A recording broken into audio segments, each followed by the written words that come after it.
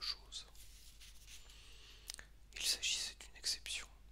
Dans la majorité des cas, la séparation, c'était évident, ne devait cesser qu'avec l'épidémie. Et pour nous tous, le sentiment qui faisait notre vie et que, pourtant, nous croyons bien connaître. Les Oranais, on l'a déjà dit, ont des passions simples, prenaient un virage nouveau, un visage nouveau. Des maris et des amants qui avaient la plus grande confiance dans leur compagne se découvraient jaloux. Des hommes qui se croyaient légers en amour retrouvaient une constance. Des fils qui avaient vécu près de leur mère en la regardant à peine mettaient toute leur inquiétude et leurs regrets dans un pli de son visage qui hantait leurs souvenirs. Cette séparation brutale, sans bavure, sans avenir prévisible, nous laissait décontenancés, incapables de réagir comme le souvenir de cette présence, encore si proche et déjà si lointaine, qui occupait maintenant nos journées. En fait, nous souffrions deux fois, de notre souffrance d'abord et de celle ensuite que nous imaginions aux absents, fils, épouses ou amantes. En d'autres circonstances d'ailleurs, nos concitoyens auraient trouvé une issue dans une vie plus extérieure et plus active. Mais, en même temps, la peste les laissait oisifs, réduits à tourner en rond dans leur ville morne et livrés, jour après jour, au jeu décevant du souvenir. Car, dans leurs promenades sans but, ils étaient amenés à passer toujours par les mêmes chemins et, la plupart du temps, dans une si petite ville, ces chemins étaient précisément ceux qu'à une autre époque ils avaient parcourus avec l'absent.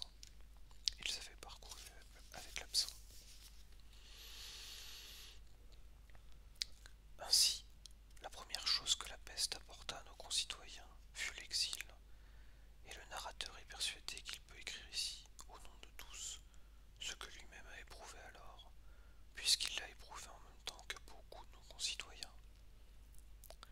Oui, c'était bien le sentiment de l'exil que ce creux que nous portions constamment en nous. Cette émotion précise, le désir déraisonnable de revenir en arrière ou au contraire de presser la marche du temps, ces flèches brûlantes de la mémoire.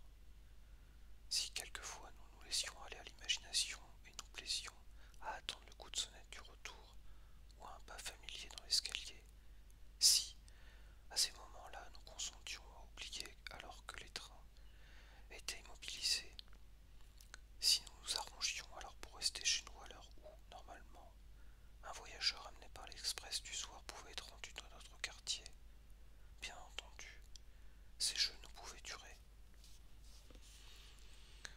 Il venait toujours un moment où nous nous apercevions clairement que les trains n'arrivaient pas. Nous savions alors que notre séparation était destinée à durer et que nous devions essayer de nous arranger avec le temps. Dès lors, nous réintégrerions en somme notre condition de prisonnier. Nous étions réduits à notre passé, et si même quelques-uns d'entre nous avaient la tentation de vivre dans l'avenir, ils y renonçaient rapidement, autant du moins qu'il leur était possible, en éprouvant les blessures que finalement l'imagination inflige à ceux qui lui font confiance. En particulier, tous nos concitoyens se privèrent très vite, même en public, de l'habitude qu'ils avaient pu prendre de supputer la durée de leur séparation. Pourquoi? C'est que lorsque les plus pessimistes l'avaient fixé par exemple à 6 mois, lorsqu'ils avaient épuisé d'avance toute l'amertume de ces mois à venir, hissés à grand-peine de leur courage au niveau de cette épreuve, tendu leur dernière force pour demeurer sans faiblir à la hauteur de cette souffrance étirée sur une si longue suite de jours, alors, parfois, un ami de rencontre, un avis donné par un journal, un soupçon fugitif ou une brusque clairvoyance leur donnait l'idée qu'après tout, il n'y avait pas de raison pour que la maladie ne durât pas plus de 6 mois et peut-être un an.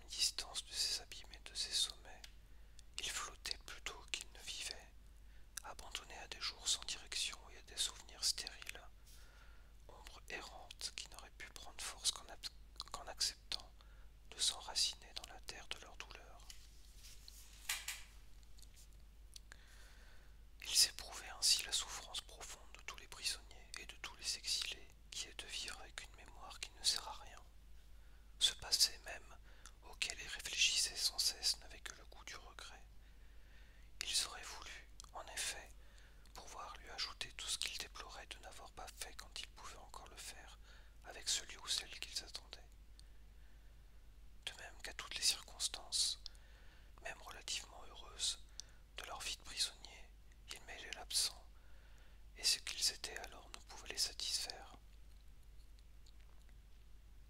Impatients de leur présent, ennemis de leur passé et privés d'avenir, nous ressemblions bien ainsi à ceux que la justice ou la haine humaine font vivre derrière des barreaux.